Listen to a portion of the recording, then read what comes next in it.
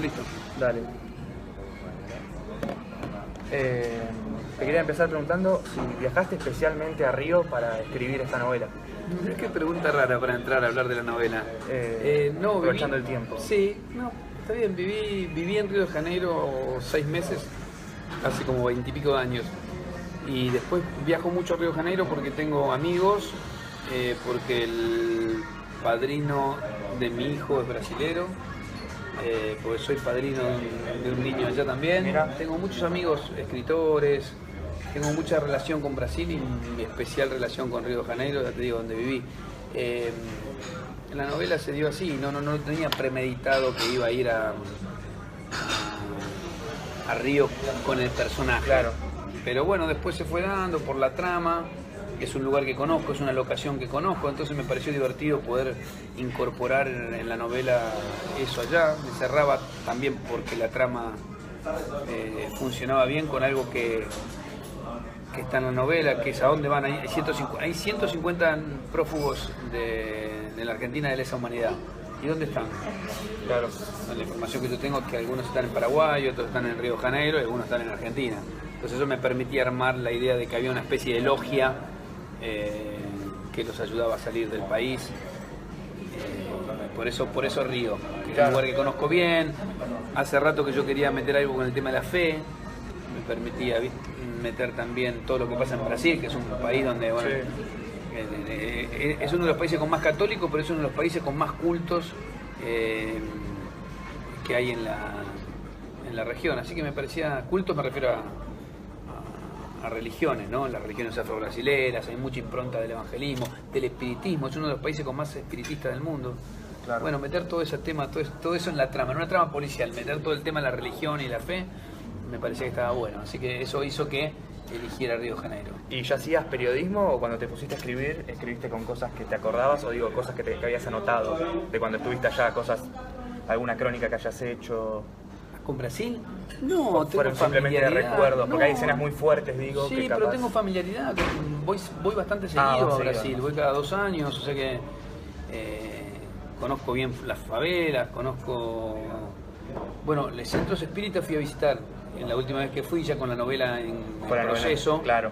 Ya sabía que iba a ir a Río de Janeiro, entonces visité algunos lugares que sabía que me iban a servir. Fui a una sesión umbanda, fui a centros espíritas, porque sabía que iba a utilizar esos elementos. Claro. Después Santa Teresa, yo viví en Santa Teresa, o sea que era fácil describir el barrio. Qué lindo barrio. Hermosísimo. Vuelvo a esto, la novela policial para funcionar bien tiene que tener el verosímil, entonces sí, es muy importante que todo, por más que sea ficción, y la novela no pidas nada, es toda ficción, al tener el registro del policial tenés que estar muy cerquita de la realidad, no te puedes equivocar, ¿no? Ni claro. En el calibre de una arma, ni en algún dato que sea importante, ¿no? Está bien, y yendo un poco a eso que decías, ¿qué tuviste que investigar para esta novela? ¿Te tuviste que meter capaz en, bueno, contabas recién de Brasil, pero cuando hablas de religión, tengo entendido que el Padre Francisco es amigo tuyo? Sí, no, el Padre es un homenaje, lo del Padre Francisco que aparece ahí, el agiógrafo. Claro. En realidad quería meter un agiógrafo y lo metí en la figura del Padre Francisco de la Isla Maciel porque es mi amigo, claro. Y porque me encanta lo que hace, entonces fue como un homenaje.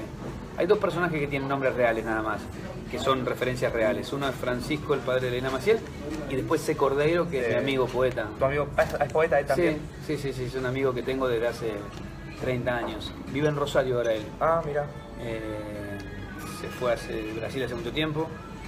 Y bueno, es como un homenaje, eran como pequeños homenajes internos, a nadie le cambia nada que se llamen así o que se llamen de otra manera. Claro. Si el Padre Francisco le pones otro nombre no pasa nada, si al personaje ese de Brasil le pones otro nombre no pasa nada.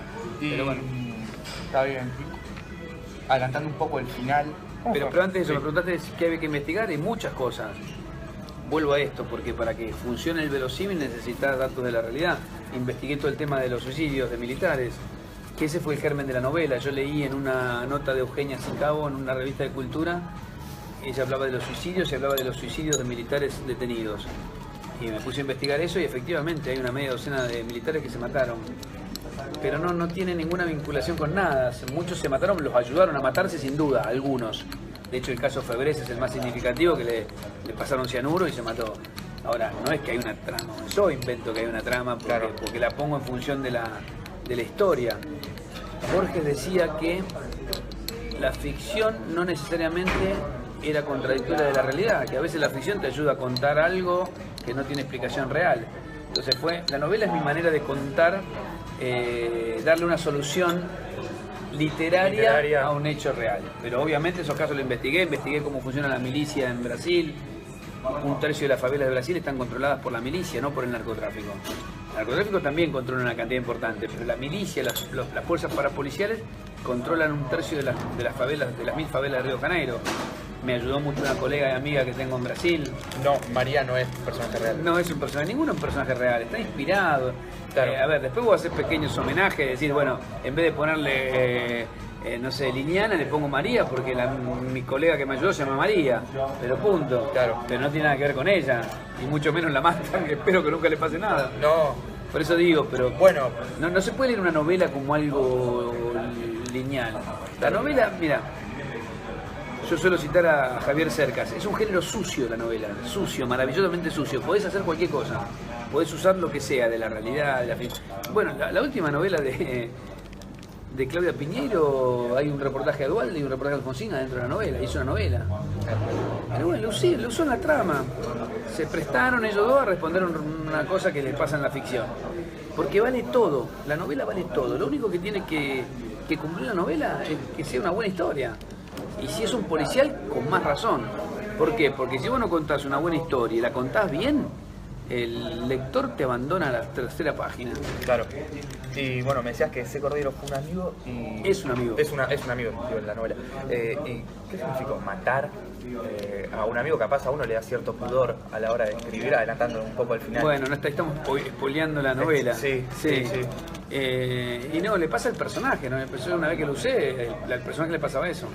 Le pregunté, le pedí permiso. ¿Le pediste permiso? No, claro, porque yo le había dicho que iba a usar el nombre y me dijo que sí, que estaba encantado. Además, nos queremos muchísimo. Y después lo que pasó, que a él le pasa algo malo en la novela, entonces lo único que se me ocurrió llamarlo y decirle, mira, te aviso que le pasó eso al personaje. No es personal Digo, con vos. es que no es culpa mía, le pasó eso. Y no había forma. Digo, si querés le cambio el nombre, porque lo que no puedo cambiar es lo que le pasa al personaje.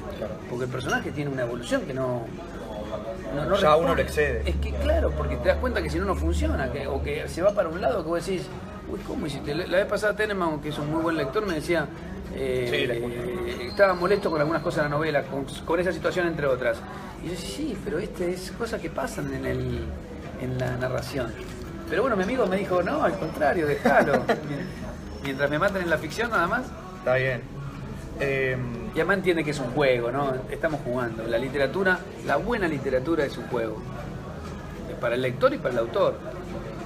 ¿Cuánto crees que la dictadura, la última dictadura y la corrupción policial incitan o determinan a la hora de leer, escribir e interpretar el género policial? Y en Argentina es determinante. ¿Por qué? La vez pasada estábamos en una mesa de escritores de ficción de novela negra y yo les decía esto. Mira, debería escribirlo porque ya me lo van a empezar a afanar, esa es la idea que yo impulso. Yo suelo decir que el policial argentino es una variante tremendamente singular del policial en el mundo. Porque el policial en el mundo, desde que se generó en los Estados Unidos, el nuevo policial europeo, en todos lados hay detectives, hay policías, hay comisarios, el comisario Montalbano, no sé, Wallander de Henning Mankell, siempre tenés un policía, un detective, Chandler con su Philip Marlowe. Acá no podés meter es muy difícil meter el bien o la búsqueda de la verdad justamente en un policía. ¿Por qué? Por la dictadura en una parte y además también en otra parte por la enorme corrupción policial. Te cuesta, volvemos a la necesidad de hacer creíble una historia, te cuesta hacer creíble un policía bueno en Argentina. Complejo. Cuidado, no es general, hay varios colegas que tienen policías en sus novelas. Álvaro Agós, Mayo, Mayo. ¿Quién más? No sé, pero hay varios. Ahora, la generalidad del policial argentino es sin detective, es sin policía, y creo que tiene que ver con esta herencia, sobre todo herencia. El otro día que decía esto me dio ganas de de ver si podía construir una historia con un policía. Es un lindo desafío. Un policía bueno. Sí, o un policía. Nadie es todo bueno, todo malo. Mis personajes, por lo menos mis 3 novelas, no tienen personajes que son del todo bueno o del todo malo. En general, porque creo que la vida no es así. Es difícil encontrar que bueno es el padre Francisco, pero son excepciones. Claro. ¿Entendés? Pero por lo menos con unos claroscuros, por lo menos buscando la verdad. Policía que aún con sus cosas, ¿no? O policía o un detective que con sus cosas, aún con sus cosas, pueda ser el motor de una historia, ¿no? Vamos a ver. Te quería preguntar también, a un personaje tan sufrido como Gentili y tan desencantado como has descrito, ¿sería un buen elemento el olvido que le propone al final de la novela Fernández Rizzo? No, justamente a lo que él se resiste. Digo, para vos, para tu opinión, de lector, de periodista. Sí, no sé, el Tano tiene cierta... Alguien tan dependiente de la medicina. Sí. Ahí vos sabés que no sé por qué le metí esa cosa. Yo no sé por qué. En un momento dije, este tipo tiene que sufrir, tiene que ser un tipo que sufra. No sé, me parecía que tenía que contar la historia, que está en primera persona, que es una rareza. Es un periodista que está metido en un proceso... Fíjate que él está muy desencantado con la profesión, pero después termina haciendo un laburo importante, termina enganchándose otra vez en la profesión, ¿no? En el periodismo. Tiene un poco de mi mirada de desencanto con el periodismo en general, pero a su vez sigue enganchado, sigue pensando que vale la pena que no se olvide, sigue pensando como que se sostiene como una especie de ética de la derrota, ¿no? Es como una cosa así. Yo usé una frase de Sassian en la introducción del libro, ya ni me acuerdo no me la acuerdo textual, pero que tiene un poco que ver con eso. Él dice, detesto cualquier tipo de apuesta, no quiero correr el riesgo de ganar y siento debilidad por las derrotas, por los derrotados. Leonardo Sassi, que es un escritor siciliano. Me gustó mucho esa idea porque me parecía que de alguna manera respondía al espíritu del Tano Gentili, ¿no? Esta cosa de... No importa ganar, ¿entendés? Hay una cosa hasta de cierto desprecio por los ganadores, ¿no? ¿Qué es lo que a mí me pasa en el fondo? Yo creo que esa mirada se la transfería el Tano, ¿no? Esta cosa de los triunfadores en una sociedad tan injusta me hace ruido. Me suelo quedar con los perdedores de cualquier signo. Claro. Está bien.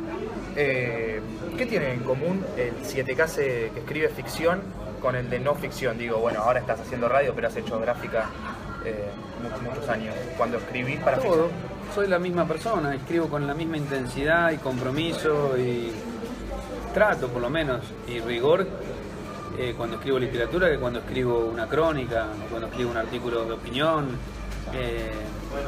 No soy dos personas que se desdoblan. Claro. Lo que sí cambia es el tipo de texto y el contrato que tengo con ese lector. Si yo escribo algo que tiene que ver con el periodismo, el contrato implica verdad. Claro. Desde mi postura, desde mi mirada ideológica y subjetiva, pero es verdad. Si yo escribo una crónica periodística, tiene que ser verdad. Ahora, cuando yo escribo ficción, vale todo. Absolutamente todo lo que te decía antes. ¿Por qué? Porque el contrato de lectura de que compro una novela es, me quiero entretener, me quiero divertir.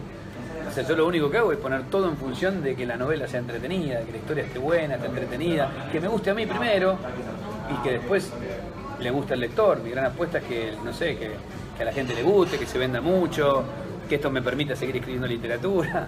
Es así, seguir aprendiendo. Yo me siento aprendiendo, en la literatura me siento aprendiendo.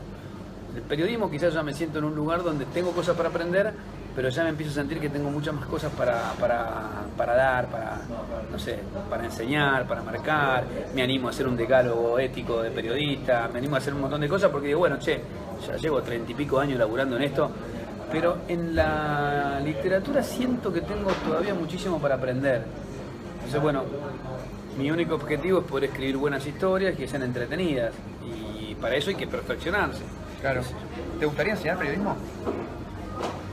Me da contradicciones, hice cosas esporádicas en algunos cursos, me da mucho trabajo, me parece que es un laburo enseñar en general, que en Argentina está tan subvalorado, es un esfuerzo enorme, hacerlo bien, yo creo que te consume mucho tiempo, mucha vida, mucha intensidad, quién sabe, quizás en algún momento sí lo puedo analizar.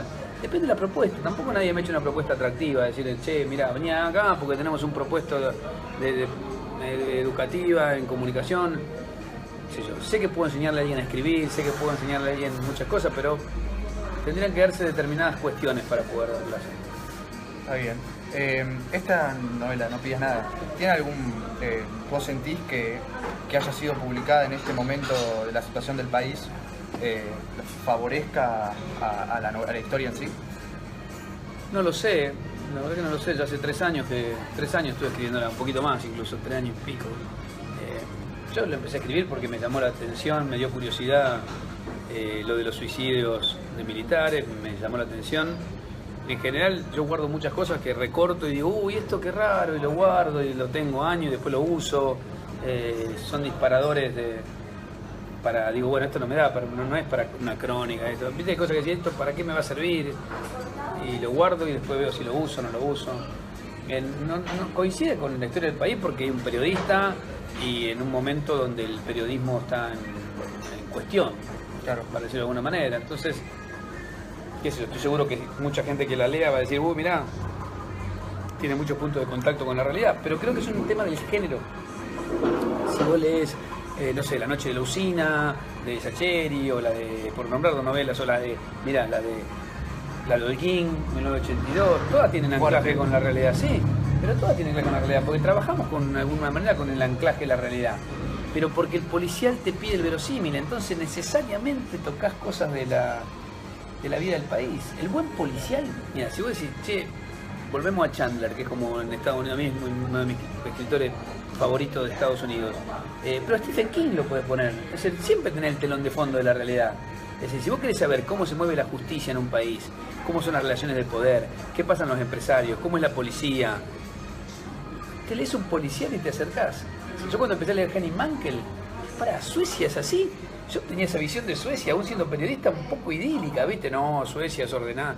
Y después vos lees Henning Mankell y te encontrás con nazis, torturadores, espionaje, corrupción. Y no sé quién decía, no es mía la frase, por eso lamento no recordar el autor, que para conocer una ciudad, una buena manera es leer un policial. Lee un policial y ya empezaste a entrar a la ciudad. ¿Por qué? Porque necesita el verosímil, te necesita contar mucho de esa realidad, ¿no? Después en el medio de ese telón de fondo tenés que poner en escena una buena historia, porque con el telón de fondo no alcanza. Pero una buena manera de conocer Sicilia es leer Montalbano, qué sé yo. Claro. O España, Cataluña. ¿Querés conocer Cataluña? Lee Manuel Vázquez Montalbán. Claro. Que es un detective que cruza el mercado de la boquería y se pone a comprar verdura y fruta y cosas y deja que el ladrón se escape. Porque era un buen cocinero. ¿Qué sé yo? El policial tiene eso que está buenísimo. Yo soy un gran consumidor de policiales y por eso cuando me siento a escribir trato de ir por ese lado. Aunque esta novela tiene algunas características que no son tampoco tan duras del género, ¿no? Al estar escrita en primera persona, al tener algunas cuestiones un poco más abiertas, ¿no? ¿Cuánto hay de vos, Reinaldo? Estoy bien con el horario. Sí, está bien. Ya no queda mucho. ¿Cuánto hay de vos en el personaje de Gentili y de Fernández Rizzo? Digo, no de vos, sino que lo hayas dicho, sino de tu experiencia. ¿Cuántas cosas que capaz la gente que te desconoce, algunas escenas mismo que capaz hayas vivido vos en carne propia como jefe de redacción o como periodista de un medio gráfico? Y mucho, porque son dos periodistas, o sea, un jefe de redacción de Fernández Rizzo tiene mucho de todos los jefes que tuve, qué sé yo, de redacción, porque bueno, vos vas a armar un personaje y le vas metiendo características de cada uno, qué sé yo. Eso tiene mucho, sí. Y el periodista lo mismo, el periodista tiene mucho de mi mirada más que todo, más de cómo acciona. Yo no sé si actuaría como él, claro, pero sí de mirada, ¿no? Cuando hace alguna reflexión que tiene que ver con, no sé, con la profesión, esa mirada sobre la fe. Yo acá pude meter mis contradicciones con el tema de la fe, que me gustó mucho eso. Yo siempre digo que tengo una fe flaca y un deseo poderoso. Y se lo hago decir al Tano, ¿no? El tipo tiene más deseo que fe. A mí me encantaría que Dios exista, me encantaría que se haya otra vida y me encuentre con mis seres queridos, pero nadie me lo puede confirmar, así que por ahora lo tengo en el plano del deseo. Claro. Por eso digo, tengo una fe flaca, no me enorgullezco, todo lo contrario, no me enorgullezco de tener una fe flaca, no me parece, sería una estupidez que me enorgullezca de no tener algo. Pero bueno, esa mirada del Tano tiene mucho mío. Pero después el tipo viste, se empieza a mover por cualquier lado. Le metí una dolencia porque me parecía que tenía que... No sé por qué sentí que tendría que sufrir. No sé, parece una locura. Es rarísimo eso, pero no tiene explicación. No la tengo. Lo he pensado muchas veces, digo, ¿por qué este tipo le meto esto? No sé. Necesitaba que además del dolor existencial tuviera un dolor físico. Claro. El suicidio de la madre del Tano, que es la primera escena, es como la madre de todo el desencanto y el dolor que conlleva el personaje a lo largo de la historia. En realidad eso lo agregué bastante, casi con la novela casi terminada, porque, mira, es muy curioso. Yo tenía un capítulo 1 que me parecía genial. Digo, mira qué gran capítulo. El primero que escribí, me había enamorado. Lo eliminé. Porque me di cuenta en el proceso de producción que no tenía nada que ver, que no me funcionaba. Y entonces cuando tuve que reemplazar ese primer capítulo, se me ocurrió, como el tipo se engancha con esta trama de suicidios, digo, ¿por qué se engancha? Solamente por periodismo, y se me ocurrió ponerle algo más. Entonces le metí un suicidio a él en su historia familiar, simplemente para que, no sé, cerrara un poco con la motivación. Es algo que sabe solo el lector y él. Fíjate que en la novela él no se lo cuenta a nadie. Algo muy íntimo de él, soñar. Claro, por eso que lo conoce nada más que el lector. Me pareció lindo eso. Digo, algo que comparte solo con el lector eso. Claro, y que sea la madre pudo haber sido lo mismo que sea el padre, un hermano. Cualquiera. Yo metí la madre porque mi madre murió cuando yo era chico, nada más, qué sé yo. Me pareció que era algo que podía contar más fácil. Pues digo, vuelvo a despanzurrar en la técnica de la novela. Uno usa todo lo que puede. Si yo tengo que ponerle un muerto a alguien de su familia, y a mí se me murió mi madre, y mejor le pongo una madre, porque yo conozco más eso. Uno pone lo que conoce más. Claro. Simplemente son recursos de cazador, como digo yo. El cazador usa todo lo que puede. En la novela usas todo lo que puede, qué sé yo, no sé. La experiencia personal, pero todos los novelistas dicen más o menos lo mismo. Sus lecturas, qué sé yo, uno va usando todo lo que tiene en el camino. Siempre al servicio de qué? De contar una buena historia, que es el único objetivo. Y que el lector se entretenga. Claro, está bien. Sí, no, me llamó la atención también porque arrancaste dedicándosela a tu madre. Mi madre, porque me pareció que era una novela para dedicarle a mi madre. Digo, yo justo meto una madre muerta. Me parecía que estaba bueno, que era una linda manera de ella no se va a enterar. Claro. Por lo menos creo. ¿Y fue una condición, digo, en tu trabajo como periodista, la muerte de tu madre? ¿Te llevó...? Creo que es una condición a cualquier persona. A cualquier persona, obviamente, madre, pero a vos ¿qué te llevó a...? No, creo que me incentivó mucho la literatura, quizás. Me ensimismó un poco en su momento y creo que es eso, no sé. Y además tener una gran biblioteca en mi casa. Creo que las dos cosas me acercaron a la literatura. A partir de ahí fue tu primer... No, yo leo desde que soy un crío, claro, un niñito. Sí me incentivó la escritura, quizás, porque uno se mete para adentro y busca a lo mejor algún elemento. Pero tampoco es, viste, tan binario todo, ¿no? Claro. ¿Vos tenías algo para preguntarle? Mi tío hace teatro, ¿sí? Saca fotos. Sí, yo tenía acá para invitarle a la función. Bueno, ahora me das, a mí me gusta mucho el teatro, yo leo mucho teatro. Me habrás escuchado, yo voy muchísimo al teatro. Sí. Me encanta el teatro, es una cosa que más me gusta. Quizás por lo mismo, porque me gusta que me cuenten historias. Teatro es eso también, ¿no? ¿Y te gustaría escribir teatro? Ya escribí teatro, escribí una obra que tuvo 3 años en cartel, Malditos todos mis ex, con una directora y dramaturga muy buena que está en Buenos Aires, se llama Mariela Asensio. Sí, estuvo 3 años en el Teatro del Pueblo. Y es probable que vuelva a escribir teatro, sí. ¿Tenés alguna idea? Tengo una idea, pero todavía no la voy a comentar porque es embrionaria. Bueno. Siempre quise una vez alguna. Está bueno, ¿no? De Gabriela Iskovich. Mirá. A ella también. Hago la asistencia de dirección y producción. Buenísimo. Bueno, voy a tratar de ir. Tengo una bocha de obras así pendientes, pero porque saben que me gusta, ¿viste? Claro. Y entonces me invitan bastante, por suerte. Hubo una frase, bueno, amigo, que te quería comentar, lo último. Tengo que cruzar porque me van a matar. Que me quedó marcada. En cuanto cuando termina diciendo el personaje, decir que no es el último capital que me queda. Bueno, es una frase que yo uso en mi vida, es así. Sí. Para mí decir que no, mira, yo lo decía en la radio, pero no sé por qué salió el tema. La importancia de decir que no, es el mayor acto de libertad que tiene una persona. Pero no en el periodismo, en cualquier profesión, en cualquier laburo que haces, qué sé yo, no a lo inaceptable, no a lo injusto. O sea, el gran problema que tiene la Argentina, por lo menos en el periodismo, es que no es que tenés poca gente que dice que no, tenés demasiada gente que dice que sí, y dice que sí con entusiasmo, a cualquier cosa, a cosas que son inaceptables. ¿Y cuál fue el no más grande que vos dijiste como persona? Yo dije varios, pero bueno, no sé, qué sé yo. ¿No? Digo no muchas veces. No sé, el que más resonante fue la entrevista que le hicimos a De Narváez en América, ¿no? Que me costó la salida de América, que era entrevistar al dueño del canal. Dijimos, no, hay que hacer la nota. Hay que hacerla, hay que hacerla, hay que hacerla. No, no es bueno ni para nosotros, ni para el candidato, él era dueño y candidato. Ni para él, ni para el canal, ni para nadie. Hay que hacerla. Bueno, la hacemos, pero la hacemos una entrevista en serio. Y fue lo que pasó y así quedamos afuera de América. Pero bueno, ese es un no. Entre tantos. Está bien. Última preguntita. ¿Crees que salen mejores piezas artísticas desde el dolor? Eso es algo que muchos músicos o No, no lo pintores- sé. No lo sé. Creo que Borges decía eso, un poco irónicamente, decía en broma, dice, a mí no me va a ir bien, no me voy a matar, no sufro demasiado, bueno, era ciego, ¿no? Pero jugaba un poco con eso, decía que las muertes trágicas y todo eso le venía muy bien a los escritores, los dramas, no lo sé. Creo que la literatura a veces se nutre mucho de eso, de ese malestar, ¿no? Miguel Hernández decía, llegué con 3 heridas, la del amor, la de la muerte, la de la vida. Y a mí siempre me llamó la atención, porque digo, mira, 3 heridas incluye la de la vida. También es una herida, es una forma de definirlo. Pero la verdad que no lo sé, me parece que es una cosa, me pregunto, media binaria, si sufrís te va mejor. No, te va mejor si sos talentoso. Es como pensar que la droga hace a un buen músico de rock. Un músico de rock, un buen músico de rock. Después capaz que se droga.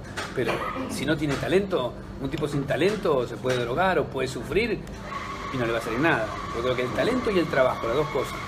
Talento solo tampoco te alcanza.